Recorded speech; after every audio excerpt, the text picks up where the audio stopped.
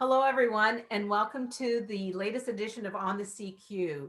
Some knowledge sharing tips and tools for you to use as you're thinking about reimagining your business and the way you do things in the future. Today, I'm delighted to be talking with Joanne Henry. Joanne is an independent consultant with Heritage Consulting Group, and she's also the consummate meeting planner. Welcome, Joanne. Thank you, Elizabeth. Great to be here. Yeah, so Joanne, I wanted to spend a little bit of time talking to you today about virtual meetings, right? I think all of us have either, if we're with a company, already planned and maybe ran some virtual meetings. If we're employees, we've attended virtual meetings. If we're professionals looking for knowledge, we're attending webinars and so on, all of it online. So tell me a little bit about what's great about a virtual meeting as opposed to face to face. Sure, absolutely. Well, one of the positives about online meetings or virtual meetings is that there's no barrier to attendance. Basically, anybody can attend. Oftentimes, with in-person and live events, people might not have been able to attend for a variety of reasons, whether that be budget, limited mobility, or just personal circumstances. So really, virtual meetings are the great equalizer because anyone can attend. You know, it's really true. I was attending a webinar, and it was part of a series actually that was being run. The presenter was in Australia.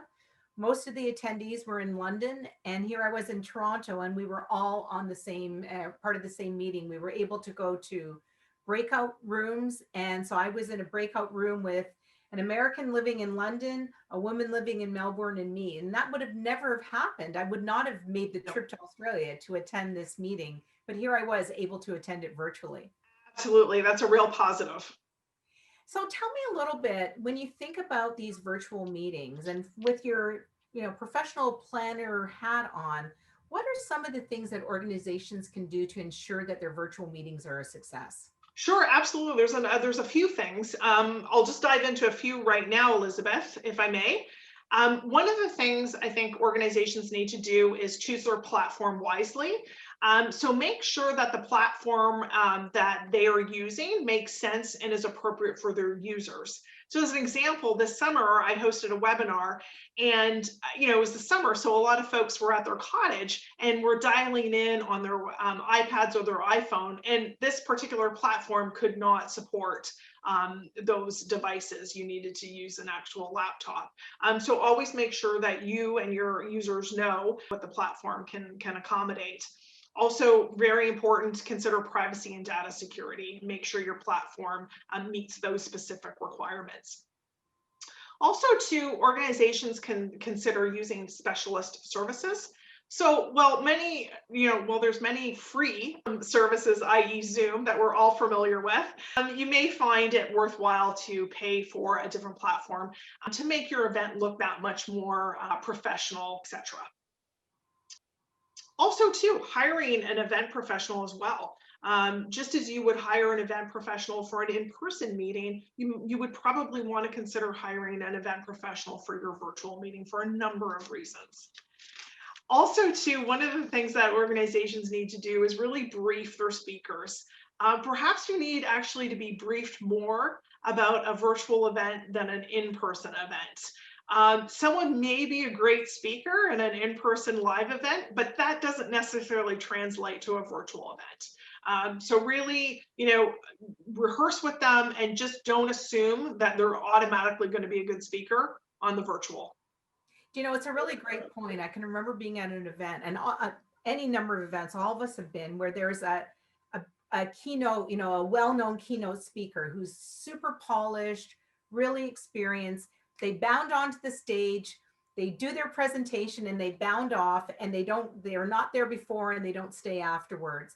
But they're very accustomed to doing that live in-person thing. It's very different if they're sitting in a home office or they're not able to have that That support. is so true, because we feed off audiences. And if there's no audience, or some speakers feed off an audience, and if there's no audience, that could be very difficult.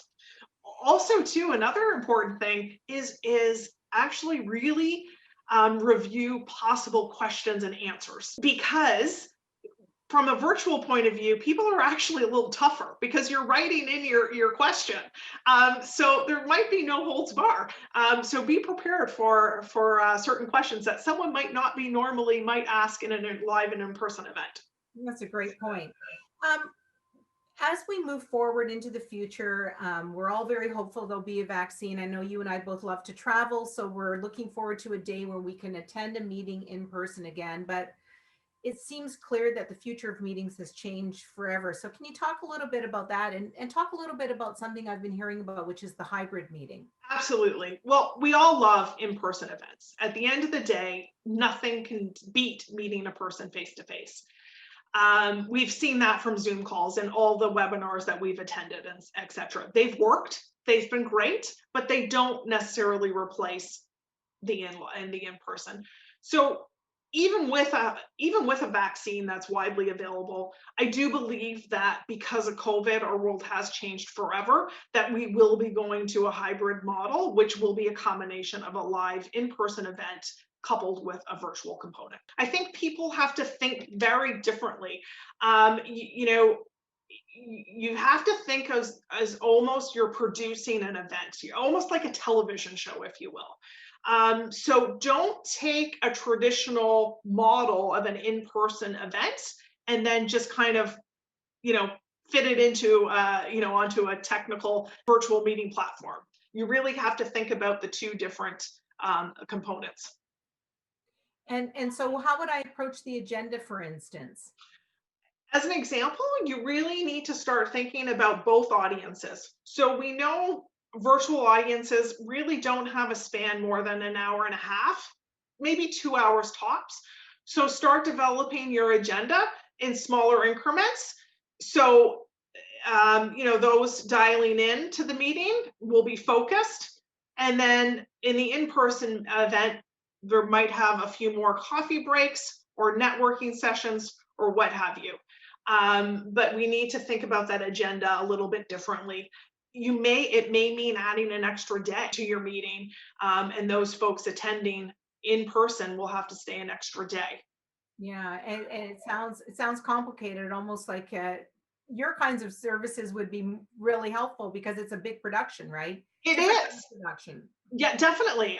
So I think an event professional can really help, working with the audiovisual team, the platform, the technical platform that you're using for your virtual meetings, as well as the hotel or the venue, all the other components that still won't be going away. They're still there, and need taken care of. But just on the virtual side, it's so important, I think, to have a professional working with you. No one would leave a live in-person meeting to the audiovisual person to execute. It's no different than a virtual meeting. You still want that event professional helping you through every step of the way. What I'm hearing is their virtual meetings are here to stay. The hybrid model is probably what we're going to be looking at. And even when we do in-person meetings and we have those people dialing in, we really need to think about communicating the same messages, but to two very different audiences and planning for that in an appropriate way. Great to chat with you. And thanks everybody for tuning in. Thanks, Elizabeth.